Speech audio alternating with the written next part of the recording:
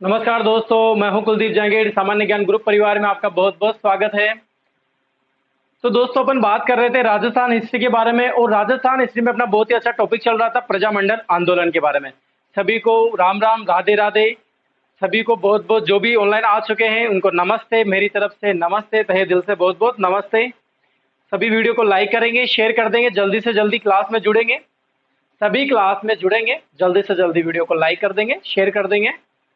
चलिए, तो दोस्तों अपने बात कर रहे थे प्रजामंडल के बारे में, और प्रजामंडल के बारे में मैंने बात करी थी। आपको फर्स्ट डे क्लास लगी थी, 2 क्लासें लग चुकी है प्रजामंडल की। पहली वाली जो नए बच्चे हैं, ध्यान से सुनना, आराम से सुनना। अपन यहाँ पर जो भी प्रजामंडल से रिलेटेड क्वेश्चन आते हैं उनके बारे में अपन चर्चा कर रहे हैं।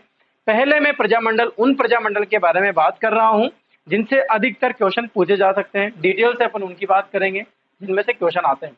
सबसे पहले अपन ने प्रजामंडल के सन वगैरह के बारे में बात करी, संस्थापक जो अध्यक्ष वगैरह थे इनके बारे में बात करी। मैंने आपको सारे बेटर बता दिए थे। सेकंड जो क्लास थी उसमें मैंने बताया आपको मारवाड़ प्रजामंडल। कौन से बात करी अपन ने? मारवाड़ प्रजामंडल के बारे में अपन ने बात करी। मारवाड़ प्रजामंडल को अपन ने एक ही क्लास में पूरा कंप्लीट जान लिया है। जो जो भी रिलेटेड बातें थी वो सब जान लिए। ठीक है, अब बात करते हैं दोस्तों जयपुर प्रजामंडल के बारे में। किसके बारे में बात करेंगे? जयपुर प्रजामंडल के बारे में। ठीक है, चलिए। अब जो कुछ बेसिक बातें होती है वो अपन डायरेक्ट लिख लेते हैं, और कब क्या हुआ, कैसे हुआ, वो कुछ चीजें होती हैं जिनकी मैं आपको स्टोरी भी बताऊंगा, और बताऊंगा भी सही कि कैसे क्या हो गया था। मतभेद हुए बीच बीच में, फिर बीच में आंदोलन भी बंद करना पड़ा, फिर वापस आंदोलन शुरू करना पड़ा, गिरफ्तारी भी हुई। गिरफ्तारी होने के बाद फिर क्या रिजल्ट निकले, ये सारी चीजें प्रजामंडल में देखने को मिलती है। और प्रजामंडल का जो उद्देश्य था वो एकमात्र एक उद्देश्य था, उत्तरदायी शासन। बस इतना सा ध्यान रखो आप। ये आंदोलन जो चलाया गया था इसका मेन टारगेट था कि हमें उत्तरदायी शासन चाहिए, अंग्रेजों को भगाओ यहाँ से। जो इनकी तिकड़ी है, अंग्रेज राजा और जो यहाँ के ठिकानेदार जागीरदार, इनको तोड़ो, और कुल मिला के इनके तोड़ को हमारी एक गवर्नमेंट बननी चाहिए। बस इतना सा काम करना था इनको। तो ये सब के लिए इन्होंने क्या करा, एक प्रजामंडल स्थापित करे, जहां जहां पर जो एक स्थानीय लोग थे, स्थानीय जो नेता थे, वहां के स्थानीय नेताओं ने अपनी स्थानीय जगह पर एक प्रजामंडल का गठन किया। इसीलिए 19 प्रजामंडल निकले, 19 ठिकाने थे, 19 प्रजामंडल का गठन किया गया। ठीक है, चलिए आगे बात करते हैं दोस्तों। अपन जयपुर प्रजामंडल की अपनी बात कर रहे थे। जयपुर प्रजामंडल की स्थापना कब हुई थी? सबसे पहला क्वेश्चन तो यही बन जाता है, जल्दी से बताएंगे। सभी लोग तैयार हो जाइए, सभी ऑनलाइन आ चुके हैं। चलिए, स्थापना की बात करें, सबसे पहले वो क्वेश्चन लिख लेते हैं जो बनते हैं अपने। स्थापना की बात करते हैं 1931। कब हुई थी? 1931 में स्थापना हुई थी। अब कहां हुई थी स्थापना, यह भी मेन इंपॉर्टेंट क्वेश्चन है, क्योंकि कुछ प्रजामंडल ऐसे थे जिनकी स्थापना मेन जगह पर, जहां पर के प्रजामंडल, जिस नाम से प्रजामंडल है वहां पर नहीं होके बाहर हुई है। यहाँ की राजस्थान से बाहर भी हुई है। जयपुर प्रजामंडल थे, इनकी जयपुर में हुई है। बीकानेर प्रजामंडल कलकत्ता में हुई है। जैसलमेर प्रजामंडल जोधपुर में हुई है। तो इसीलिए लिखना पड़ेगा कि कहां पर किसकी स्थापना कहां पर हुई है। अब इसके बाद बात करें दोस्तों अपन संस्थापक की। अब यही कंफ्यूज वाले क्वेश्चन होते हैं जो आपको समझने हैं, सीखने हैं। ठीक है, यहां पर ही सबको समझ में नहीं आता है कि सर बहुत सी जगह अध्यक्ष आता है, बहुत सी जगह महामंत्री का नाम आता है, बहुत सी जगह नॉर्मल सदस्यों के नाम आते हैं, बहुत सी जगह हमें संस्थापक देखने को मिलते हैं। तो हम राइट कैसे करें, किसको सही माने, ऐसी चीजें आपको देखने की मिलेगी। इन्हीं चीजों को सोल्व करना है, क्वेश्चन को कैसे राइट करना है, ये चीज आप समझिए मेरे साथ। संस्थापक का नाम आता है, सबसे पहले एक ही नाम आता है, कपूर चंद पाटनी। कर्पूर चंद पाटनी। और इनके साथ ही नाम आता है जमनालाल बजाज का। सेठ जमनालाल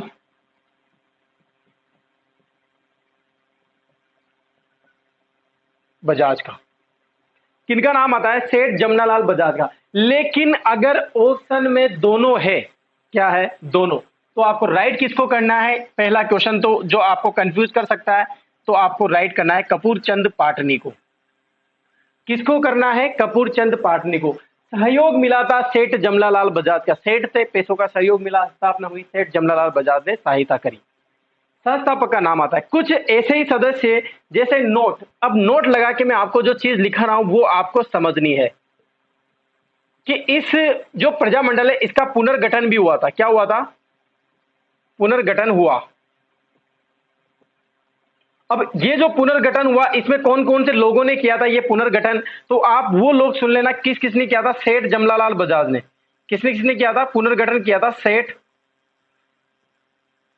जमनालाल बजाज व हीरालाल शास्त्री ने। किस किसने? जमनालाल बजाज वो हीरालाल।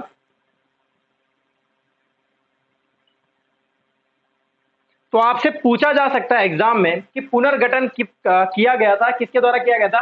सेठ जमनालाल बजाज व हीरालाल शास्त्री के द्वारा ये पुनर्गठन किया गया था। और जब पुनर्गठन हुआ रहा था तो सेठ हीरालाल जो शास्त्री है, हीरालाल शास्त्री का नाम सभी परिचित होंगे, हीरालाल शास्त्री थे।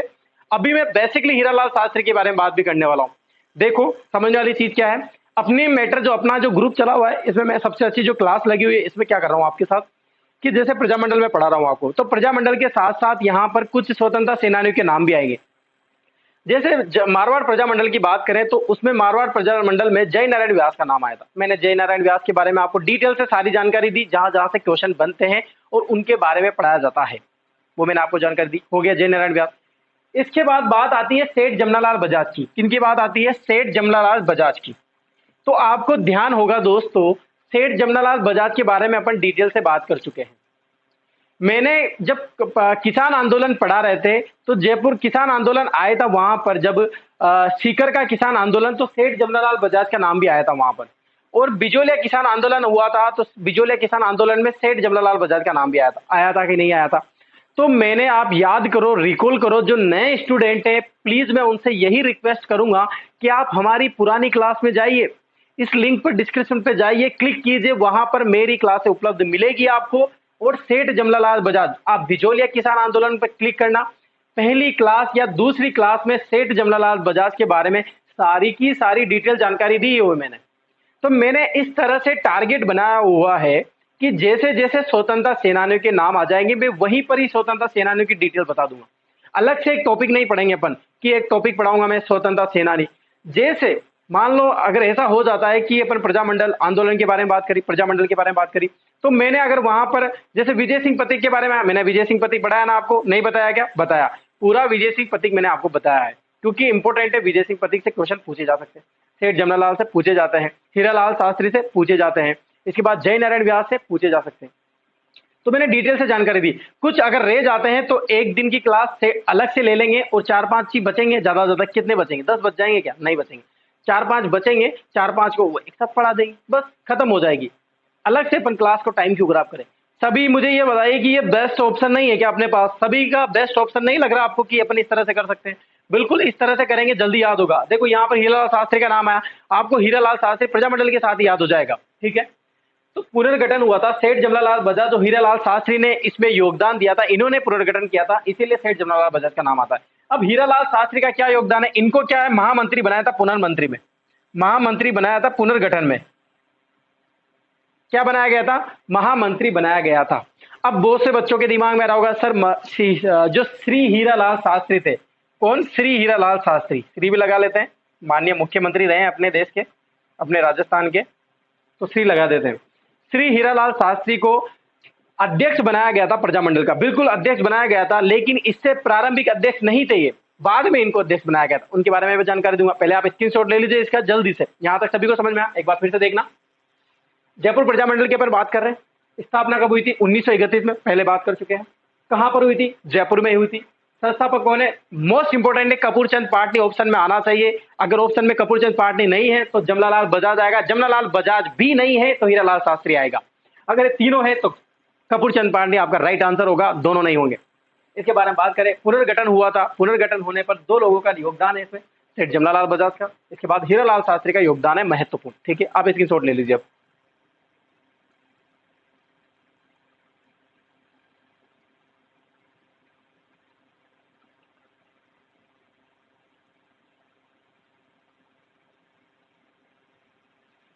चलिए मिटा दूं। तो ये हुई कुछ इंपॉर्टेंट बातें जहां से भी क्वेश्चन पूछे जा सकते हैं आपसे। अब इनको मैं मिटा रहा हूं, कुछ अन्य जानकारी लेते हैं अपन अब।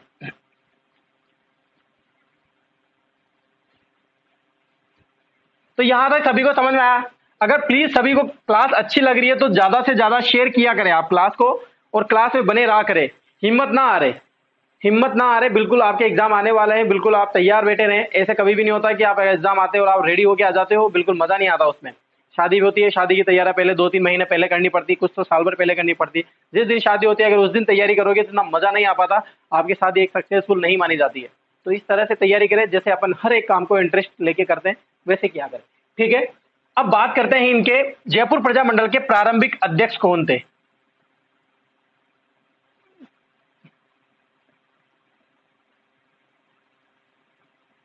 प्रारंभ अध्यक्ष, और एक बने थे बाद में जयपुर प्रजामंडल के 1940 में अध्यक्ष, उसके बाद लगातार अध्यक्ष बने रहे थे। कौन थे वो, जल्दी से मुझे बताइए इन दोनों का आंसर। सभी लोग बताएंगे जल्दी से, जिसको पता है प्रारंभिक अध्यक्ष कौन थे जल्दी से बताइए। प्रारंभिक अध्यक्ष थे चिरंजी लाल पाटनी। दोनों पाटनी थे, वो भी कपूरचंद पाटनी थे, ये भी चिरंजी लाल पाटनी थे। जबकि 1940 में अध्यक्ष बन जाते हैं, कौन बन जाते हैं अध्यक्ष, श्री हीरालाल शास्त्री।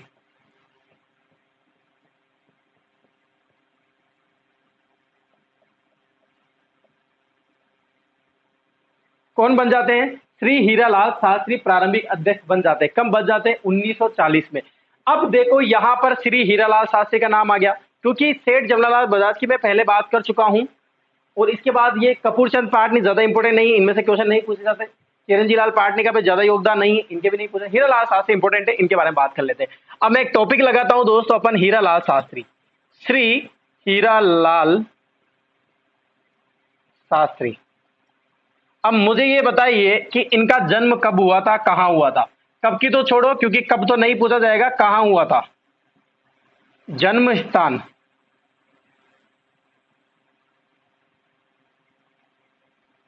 क्या पूछ रहा हूं मैं, जन्म स्थान कहां था, तो कहां था दोस्तों, जोबनेर। जोबनेर कहां पड़ता है, जयपुर। कहां पड़ता है, जयपुर में ही पड़ता है। इसके बाद बात करें दोस्तों, हीरालाल शास्त्री की पत्नी का नाम क्या था।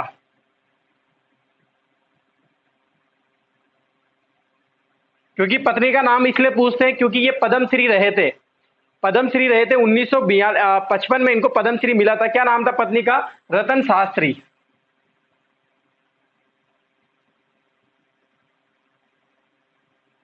इनको पद्मश्री से नवाजा गया था।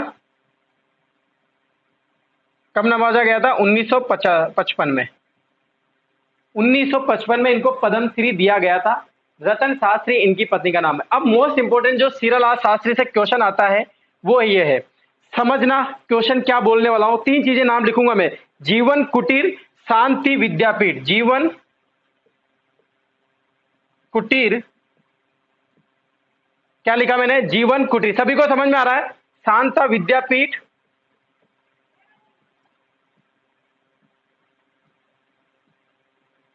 और इसके बाद बात करेंगे, शांता विद्यापीठ के बाद वनस्थली।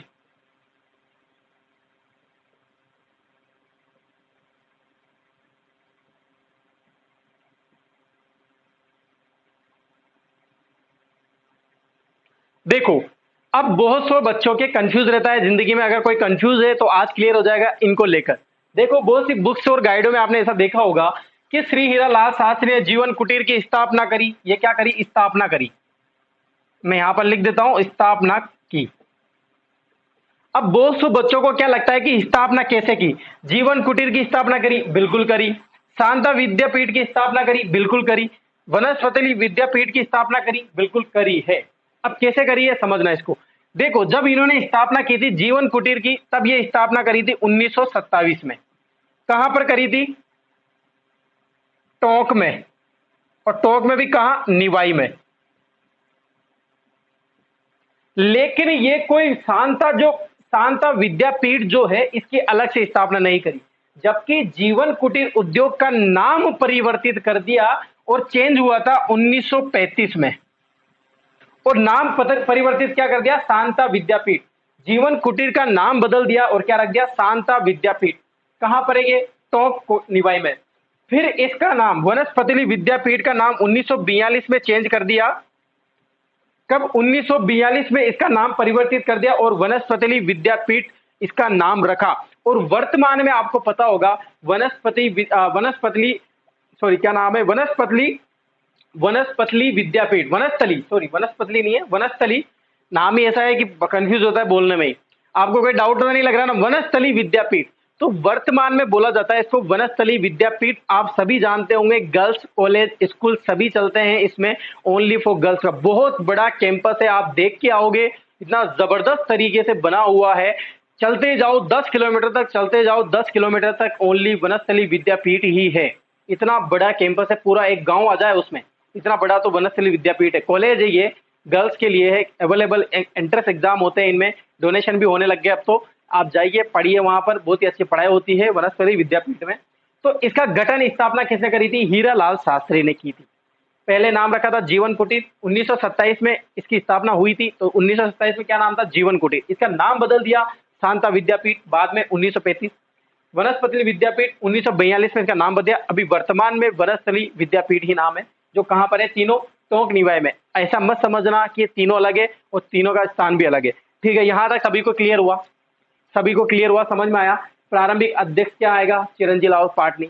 लेकिन 1940 तक, जब तक देश आजाद हुआ तब तक है ना, जो 1940 से जो अध्यक्ष बने थे वो थे हीरालाल शास्त्री। अगर एग्जाम में हीरालाल शास्त्री का अध्यक्ष में नाम आ जाता है और चिरंजी लाल पाटनी का नाम नहीं आता है तो आपका आंसर क्या आना चाहिए? हीरालाल शास्त्री आना चाहिए। ठीक है, इस तरह के कोई कंफ्यूज वाले क्वेश्चन होते हैं। देखो हर एक प्रजामंडल में क्या होता है कि बहुत सारे सदस्य होते हैं, इनमें महामंत्री सदस्य, इसके बाद वही जैसे अभी अध्यक्ष उपाध्यक्ष वगैरह बनते हैं वो भी थे। लेकिन अपन इंपोर्टेंट की बात करें। ठीक है, आप इसका स्क्रीनशॉट ले लीजिए, फिर आगे बात करते हैं।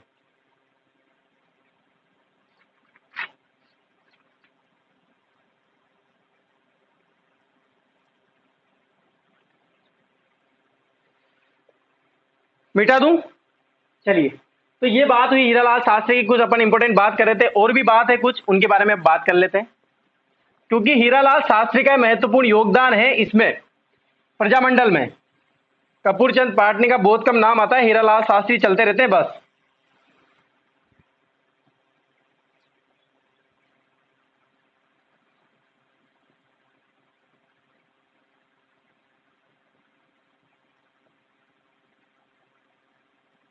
इनका एक प्रमुख गीत था, इन्होंने गीत लिखा था, पूछा जाता है एग्जाम में प्रमुख गीत। उस गीत का नाम क्या था? प्रलय प्रतीक्षा, प्रलय प्रतीक्षा नमो नमः, नमो नमः। ये एक प्रमुख गीत था जो रचित है हीरालाल शास्त्री द्वारा रचित, हीरालाल शास्त्री द्वारा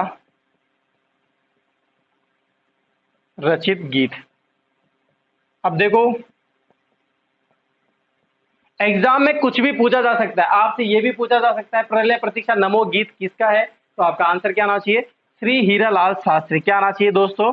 श्री हीरालाल शास्त्री। इसके बारे में बात करें और श्री हीरालाल शास्त्री के बारे में अपन बात करें तो इनकी आत्मकथा का नाम है, इन्होंने अपनी आत्मकथा लिखी थी, इनकी आत्मकथा थी एक। उस आत्मकथा का नाम बताइए, क्या नाम था? जल्दी से बताइए, सभी लोग बताएंगे, जल्दी से कमेंट आने चाहिए। आत्मकथा का नाम बताइए। प्रत्यक्ष जीवन शास्त्र, प्रत्यक्ष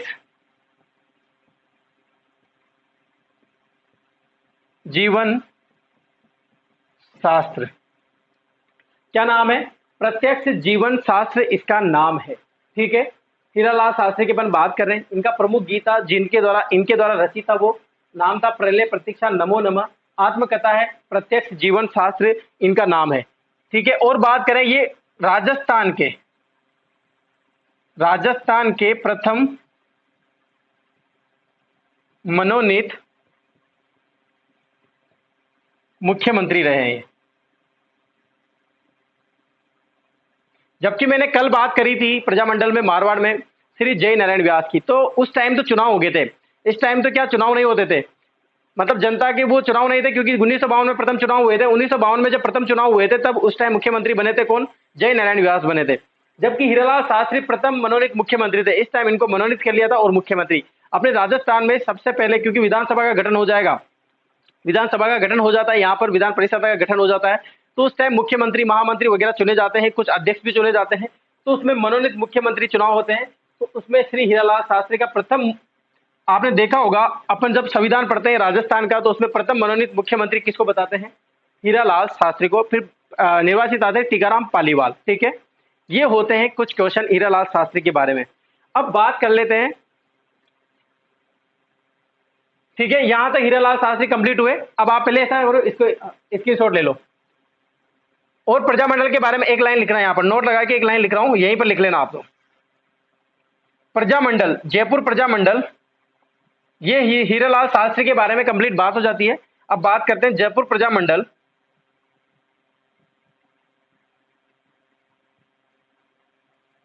जयपुर प्रजामंडल का प्रथम अधिवेशन, प्रथम अधिवेशन कब हुआ था? यह हुआ था 16 मई 1938 को। कब हुआ था? 16 मई 1938 को। कहां पर हुआ था? जयपुर में। कहां पर हुआ था? जयपुर में हुआ था। और अध्यक्ष कौन बनाए थे? जमनालाल बजाज, सेठ जमनालाल बजाज इनके अध्यक्ष बने थे।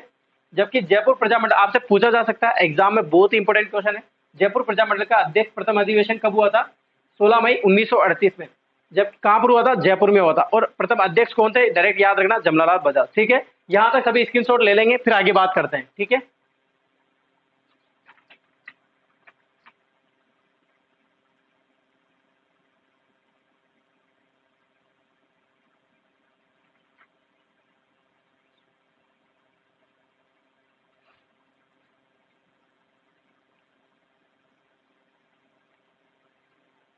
मिटा दूं? चलिए, यह हुई श्री हीरालाल शास्त्री के बारे में और प्रजामंडल के बारे में अपन बात कर रहे हैं। प्रजामंडल में बता दिया आपको, 1938 तक पहुंच गए अपन। ठीक है, चलिए, तो 1938 में क्या हुआ?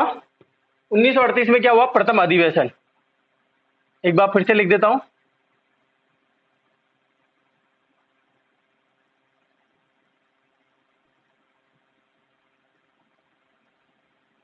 1938 में प्रथम अधिवेशन।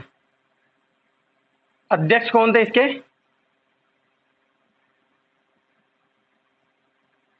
ये पूछे जा सकते हैं, जमनालाल बजाज। तो आपको ध्यान रखना है ये सारी चीजें, जमनालाल बजाज। ठीक है, प्रथम अधिवेशन कहां हुआ था? जयपुर में हुआ था। कहां पर हुआ था दोस्तों? जयपुर में हुआ था। ऐसे क्वेश्चन पूछे जा सकते हैं, आपको सारी डिटेल दूंगा मैं आपको, जहां जहां से एग्जाम में क्वेश्चन बनते हैं। नहीं तो इतनी चीजें कौन बताता है, क्या मतलब अपनी। अब बात कर लेते हैं 1939 की। 1939 में क्या हुआ था? दुर्गावती शर्मा नाम आता है, दुर्गावती शर्मा। कौन थी? महिला नेता थी, महिला नेता। कहां की? जयपुर की। तो महिला नेता थी दुर्गावती शर्मा के नेतृत्व में, के नेतृत्व में विशाल धरना दिया।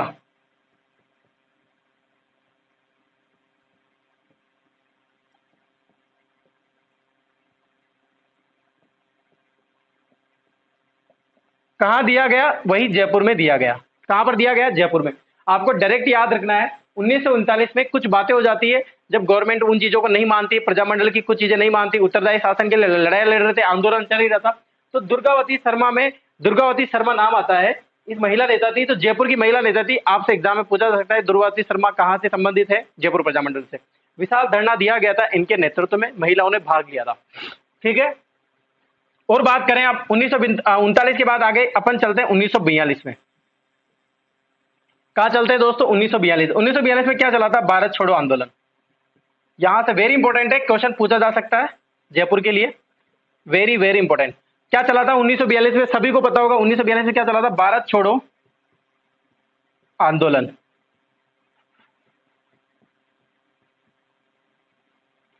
क्या चला था? भारत छोड़ो आंदोलन चला था। अब इस भारत छोड़ो आंदोलन के तहत अब क्या करें? जयपुर प्रजामंडल के नेता क्या करेंगे? इनके बीच क्या समझाइश होगी? तो इसके लिए क्या करेंगे? इसके प्रमुख नेता कौन थे? अध्यक्ष कौन थे?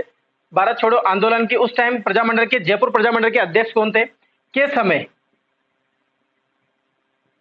के समय हीरालाल शास्त्री, हीरालाल शास्त्री व जयपुर के प्रधानमंत्री, जयपुर के आधुनिक निर्माता बोलते हैं जयपुर के, राजस्थान के, इनको क्या नाम था? मिर्जा इस्माइल। जयपुर के आधुनिक निर्माता बोलते हैं मिर्जा इस्माइल को। आपको मैंने जब जब आपको पता होगा, जब मैंने राजा महाराजा पढ़ रहे थे अपन, तो मिर्जा इस्माइल का नाम भी आता है वहां पर। तो मिर्जा इस्माइल मान सिंह के बारे में पढ़ा था मैंने लास्ट में। मान सिंह जब लास्ट वाले शासक थे अपने जयपुर के कछवाहा राजवंश में, तो मिर्जा इस्माइल का नाम मैंने आपको बताया था कि उस टाइम के आधुनिक जयपुर के निर्माता कहलाते हैं मिर्जा इस्माइल, और ये प्रधानमंत्री थे इस्माइल।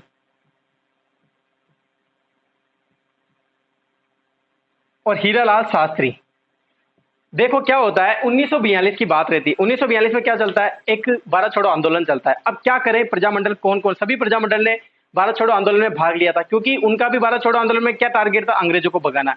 अब क्या होता है कि मिर्जा इस्माइल, ये तो अंग्रेज, तो मिर्जा इस्माइल क्या करेंगे? हीरालाल शास्त्री, मिर्जा इस्माइल इतने घनिष्ठ मित्र थे ये दोनों, इतने जबरदस्त तरीके से साथी थे, बचपन की यार जैसे रहते थे ये, बिल्कुल अच्छी मित्रता थी इनकी। तो इन्होंने क्या करा, हीरालाल शास्त्री और मिर्जा इस्माइल ने, क्योंकि इनका टारगेट था कि आप प्रजामंडल को जितना, मिर्जा इस्माइल का यही कहना था कि आप जितना हो प्लीज आप क्या करना कि हीरालाल शास्त्री को समझाते वो कि आप है ना बिल्कुल भारत छोड़ो आंदोलन में भाग मत लेना। तो ये किससे बोलते हैं? हीरालाल शास्त्री से बोलते हैं। तो हीरालाल शास्त्री और मिर्जा इस्माइल के मध्य एक मीटिंग होती है, एक बात होती है और एक समझौता बोलते हैं इसको। इन दोनों के मध्य क्या हो जाता है? एक समझौता होता है। क्या हो जाता है? एक समझौता होता है।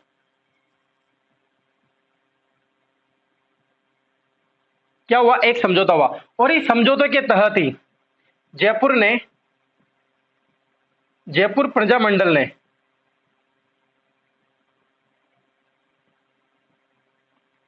भारत छोड़ो आंदोलन में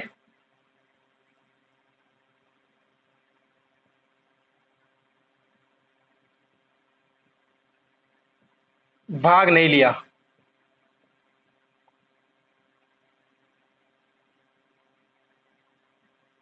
एकमात्र प्रजामंडल था ये जयपुर प्रजामंडल जिसने भारत छोड़ो आंदोलन में भाग नहीं लिया। किसके कारण? मिर्जा इस्माइल के कारण, क्योंकि अच्छे मित्र थे। तो इससे अब क्या होंगे? मतभेद भी हो जाएंगे। देखो एक बात होती है कि भारत छोड़ो आंदोलन में भाग लेना बहुत जरूरी था, क्योंकि इनसे क्या उत्तरदायी शासन के लिए लड़ाई लड़ रहे हैं अपन, पहले अंग्रेजों के लिए लड़ाई लड़ रहे हैं। और भारत छोड़ो आंदोलन एक बहुत बड़ा आंदोलन था। इससे ही यहाँ पर बड़े बड़े नारे दिए गए थे, गांधी जी का बहुत ही बड़ा ये यहाँ से टारगेट एक निकला था कि प्रजामंडल के सब कुछ सारी चीजें यहीं से सही होती जा रही थी।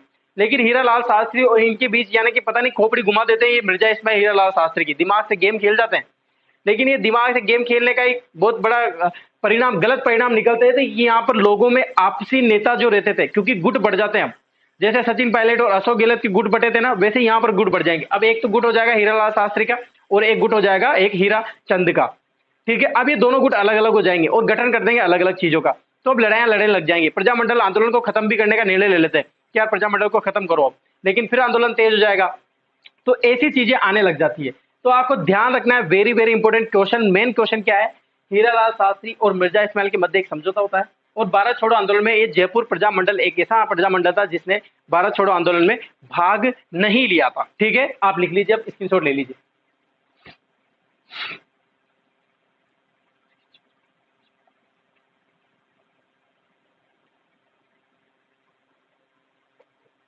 चलिए मिटा दें। तो ये हुई बात 1942 तक के। अब क्या होंगे कि यहां पर गुट नाराज हो जाएंगे। तो एक जयपुर प्रजामंडल के ही नेता थे,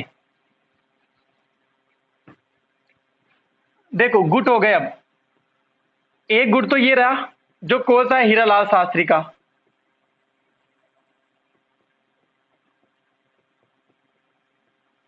और एक गुट कौन सा रहेगा अब? हरीश चंद्र का।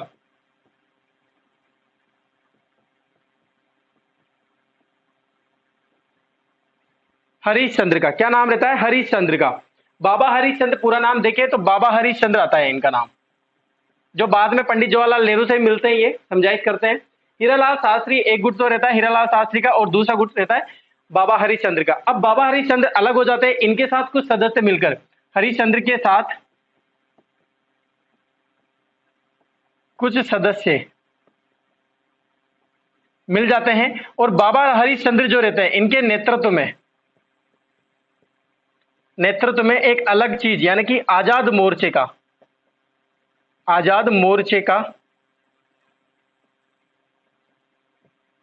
गठन कर देते हैं, गठन कर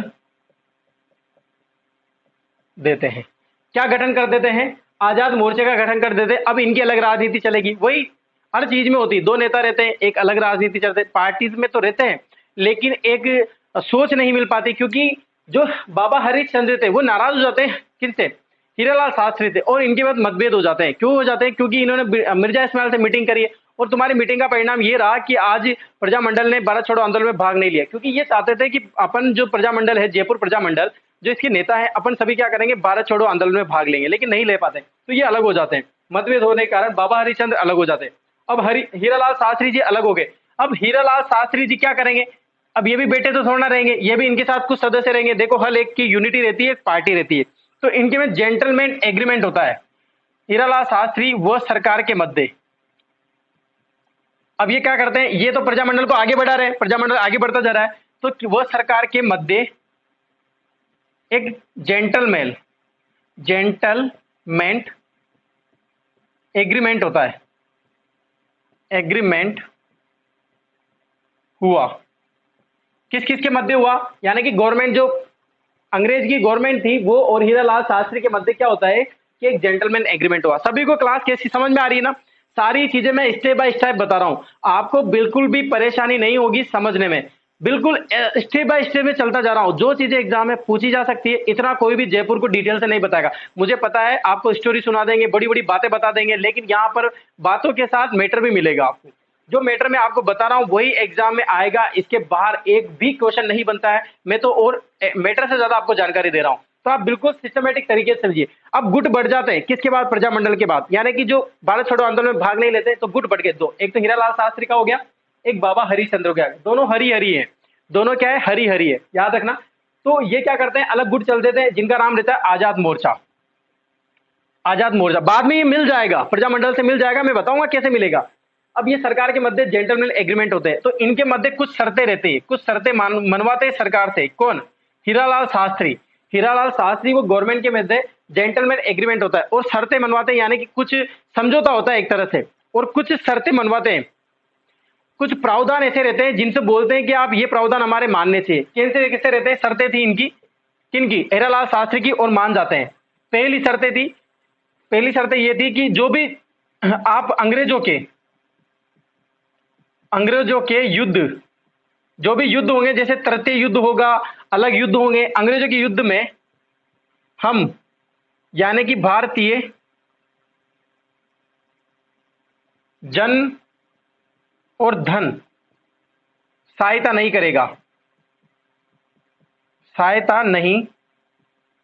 करेगा। और दूसरा ये बोलते हैं कि जो हमारा उत्तरदायी शासन का है,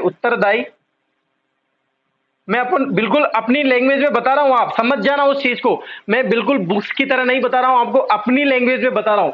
अंग्रेजों के जो युद्ध होते थे उनमें ये क्या करते थे अंग्रेज? मैंने आपको पहले 1857 क्रांति से बता रहा हूं, अंग्रेज ऐसे आदमी थे, ये ऐसे नीच प्रवृत्ति के लोग थे। ये यहाँ रहेंगे, यहाँ का पैसा यूज करेंगे, यहाँ के लोगों को परेशान करेंगे, और भाग भी सारे लोग यहीं के देंगे, यानी कि पैसा भी यहीं का, और अपन को सहायता नहीं मिलेगी। लोग भी अपने यहीं के, लेकिन फैसिलिटी अंग्रेज लेंगे। तो ये कहाँ का रूल है भाई? अपने ऊपर राज कर रहे हो, और पैसे भी हमारे लगा रहे हो, जमीन भी हमारी ले रहे हो, सब काम भी हमसे करवा रहे हो, और हम ही दुखी हैं आपसे। ऐसा कैसे हो सकता है? तो ये सारी चीजें थी जो इसलिए उत्तरदायी शासन की स्थापना करने वाले थे। अब ये बोलते हैं हीरालाल शास्त्री की जो उत्तरदायी शासन रहेगा, इसके लिए उत्तरदायी शासन के लिए कार्रवाई नहीं होगी, कोई भी कार्रवाई, या फिर कार्रवाई जल्दी हो, यानी कि जल्दी से हमारे उत्तरदायी शासन की व्यवस्था करो।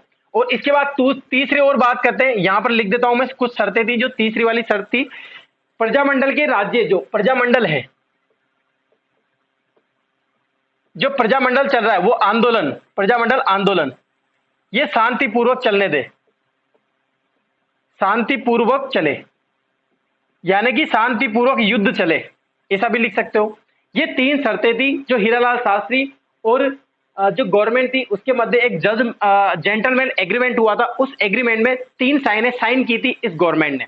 लेकिन क्या होता है, वही एग्रीमेंट, समझौते, ये सब इतनी बेकार की बातें हैं, इतनी थर्ड क्लास बातें लगती थी कि अंग्रेजों ने इतना लाभ उठाया इन चीजों को कह कहकर भारतीयों का, जितना आप सोच भी नहीं सकते हो। मजाक बन जाती है हर एक एग्रीमेंट की, हर एक समझौते की मजाक बन के। आपने कितने संधि, मैंने कितनी संधियां बता दी होगी, कितने समझौते आपके सामने, कितने एग्रीमेंट आपके सामने बता दिए होंगे, लेकिन किसी भी एग्रीमेंट का कोई फायदा निकला नहीं, निकला कोई फायदा नहीं निकला, सब बेकार की बातें लगती है ये। आप इसका स्क्रीनशॉट लीजिए, फिर मैं आपको आगे बताता हूं।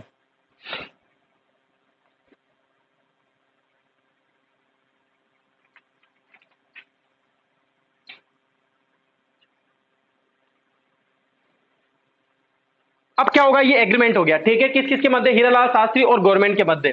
अब देखो इसमें कुछ शर्तें थी, ये साइन कर लेते अंग्रेज, लेकिन क्या होता है, कोई फायदा होता है क्या, नहीं होगा।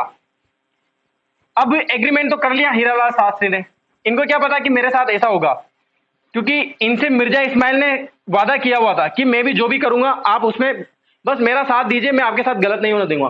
तो हीरालाल शास्त्री थे। अब हीरालाल शास्त्री की अपन बात करते हैं। हीरालाल शास्त्री क्या करते हैं, हीरालाल शास्त्री आंदोलन का विचार त्याग देते हैं, यानी कि जो प्रजामंडल आंदोलन था, आंदोलन का विचार त्यागा। लेकिन इनके साथ विचार त्यागने के बाद क्या हुआ, कुछ भी नहीं हुआ। एग्रीमेंट, एग्रीमेंट एक धोखा था, धोखा था, गलती लिख दिया, क्या था, एग्रीमेंट एक धोखा था। अब क्या होता है, देखो मिर्जा इस्माइल इनके साथ दे रहे थे, क्या दे रहे थे कि आप हीरालाल शास्त्री को समझा रहे थे कि आप ऐसी ऐसी चीजें एग्रीमेंट कर लीजिए, आपके साथ गलत नहीं होना देंगे, आप आंदोलन का विचार त्याग दें। यानी कि मिर्जा इस्माइल अंदर ही अंदर है ना हीरालाल शास्त्री को खाते जा रहे थे, दोस्तों थे, यारी तो थी इनकी, लेकिन इनके साथ गलत थे, धोखा दे रहे थे वो मिर्जा इस्माइल, इनकी बातें उधर बोलना, इधर की बातें उधर बोलना, ऐसा काम भी कर रहे थे मिर्जा इस्माइल। तो इनके साथ क्या करते हैं, हीरालाल शास्त्री आंदोलन का विचार त्याग दिया, प्रजामंडल आंदोलन के बिल्कुल एक शून्य यानी कि स्थिर हो गया। अब क्या होगा कि अंग्रेज यहाँ पर राज करने आएंगे, अंग्रेजों का जो अंग्रेजों की पावर थी वो चलेगी। अब मिर्जा इस्माइल की ये बातें किसको पता चलती, हीरालाल शास्त्री को, जो इनके मध्य एग्रीमेंट हुए थे वो सफल नहीं होते, तो हीरालाल शास्त्री बिल्कुल मिर्जा इस्माइल से लड़ जाते हैं कि यार ऐसे कैसे कर लिया तुमने, मेरे नेता अलग हो गए, मैं सारी चीजें ऐसे कर रहा हूँ और तुम मेरे साथ धोखा कर रहे हो, ऐसी वगैरह वगैरह फालतू की चीजें होने लग जाती है, जिसका बोलने का कोई मतलब नहीं निकलता। आप बिल्कुल समझ जाइए कि कोई मतलब नहीं निकलता, ठीक है। तो आंदोलन, अब हीरालाल शास्त्री क्या करेंगे, आंदोलन करेंगे, क्या करेंगे, वापिस आंदोलन करेंगे, आंदोलन करेंगे। अब इस आंदोलन में भाग लिया, किस किसने भाग लिया था, जब ये आंदोलन हुआ था तो इस आंदोलन में भाग लिया था, किस किसने भाग लिया था, जयपुर प्रजामंडल के आंदोलन में भाग लिया था विद्यार्थियों ने, विद्यार्थियों ने, कौन कौन से विद्यार्थियों ने, चाहे कॉलेज का विद्यार्थी हो या फिर स्कूल का विद्यार्थी हो, कॉलेज स्कूल के विद्यार्थियों ने भाग लिया और इन विद्यार्थियों ने क्या की, हड़तालें की, हड़तालें प्रारंभ की। और किसका साथ दिया, जयपुर प्रजामंडल के सभी नेताओं का साथ दिया था। और इसमें सर्वोदयी नेता था एक, जो ये आंदोलन चल रहा था इसमें एक सर्वोदयी नेता थे, सर्वोदयी नेता, एक सर्वोदयी नेता थे जिनका नाम था सिद्धराज टिड्डा। क्या नाम था, सिद्धराज टिड्डा। इन्होंने क्या अपनी गिरफ्तारी भी दी, क्या दी, गिरफ्तारी दी, क्या दी इन्होंने, गिरफ्तारी दी। समझाता हूं एक बार फिर से। एक गुट चल रहा है किसका, बाबा हरिश्चंद्र का, एक गुट चल रहा है हीरालाल शास्त्री। हीरालाल शास्त्री अपने प्रजामंडल को आगे बढ़ाते जा रहे हैं, जबकि उन्होंने एक आजाद मोर्चे की स्थापना कर दी, बाबा हरिश्चंद्र, वो अलग मैटर चल रहा है, इधर अलग मैटर चल रहा है। हीरालाल शास्त्री और गवर्नमेंट जो मिर्जा इस्माइल की सहायता से एक क्या होता है, एग्रीमेंट साइन करवाते हैं, यानी कि उसमें सभी साइन करवाते हैं। और मैंने आपको जो प्रमुख शर्तें बताई वो शर्तें मान लेते हैं, लेकिन बाद में हीरालाल शास्त्री को पता चलता है कि यार ये एग्रीमेंट फेल था, बिल्कुल धोखा था, मेरे साथ धोखा किया है मिर्जा इस्माइल। मिर्जा इस्माइल और हीरालाल शास्त्री की बातें बिगड़ जाती है और हीरालाल शास्त्री अपने नेताओं के, अपने सदस्यों को और जयपुर के लोगों को, जनता को मिलाकर, विद्यार्थियों को, स्टूडेंट को मिलाकर एक आंदोलन खड़ा करते हैं और आंदोलन प्रारंभ कर देते हैं। इस आंदोलन में प्रमुख नेता एक सर्वोदयी नेता रहते हैं सिद्धराज टिड्डा, जिन्होंने अपनी गिरफ्तारी दी थी और आंदोलन को तेज किया था, ठीक है। यहां तक सभी को समझ में आया। अब आप स्क्रीनशॉट ले लीजिए, 5 मिनट की और क्लास रहेगी जिसमें मैटर खत्म हो जाएगा।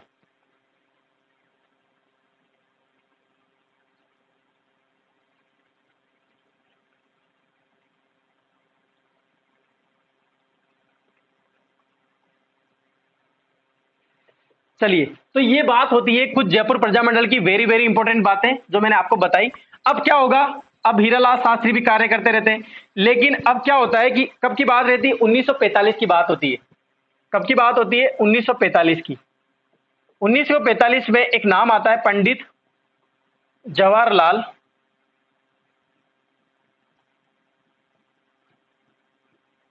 नेहरू जी।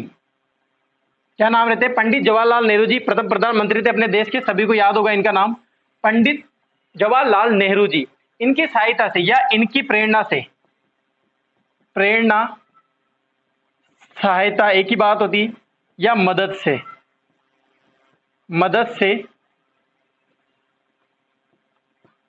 आजाद मोर्चे को प्रजामंडल में विलय करवाया, विलय करवाया। अर्थात बाबा हरिश्चंद्र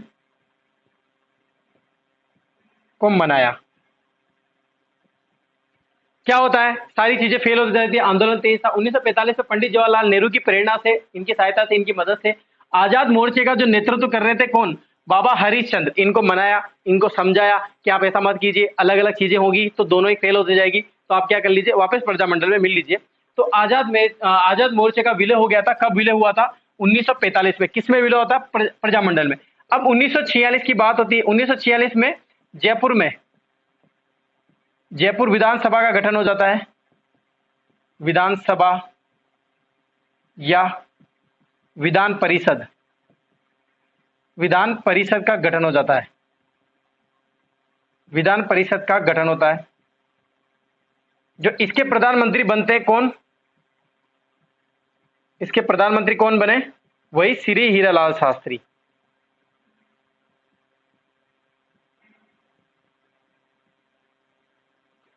श्री हीरालाल शास्त्री। देवी शंकर और दौलत राम, दो नाम आते हैं, याद रखो तो रख लेना, इंपॉर्टेंट नहीं है। देवी शंकर वो दौलत राम।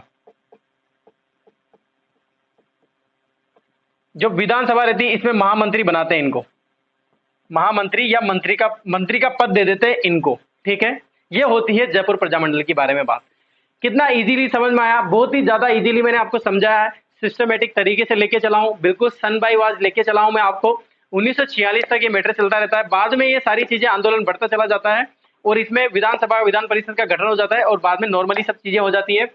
पंडित जवाहरलाल नेहरू की मदद से आजाद मोर्चे को विलय कर लेते हैं, किसमें, प्रजामंडल में विलय कर लेते हैं। अब हीरालाल शास्त्री जो है मजबूत, दोनों हाथ मजबूत हो जाते हैं। पहले क्या था कि एक हाथ अलग हो गया, एक हाथ अलग हो गया, फेल हो गए थे, इसीलिए इनका विलय होना बहुत जरूरी था।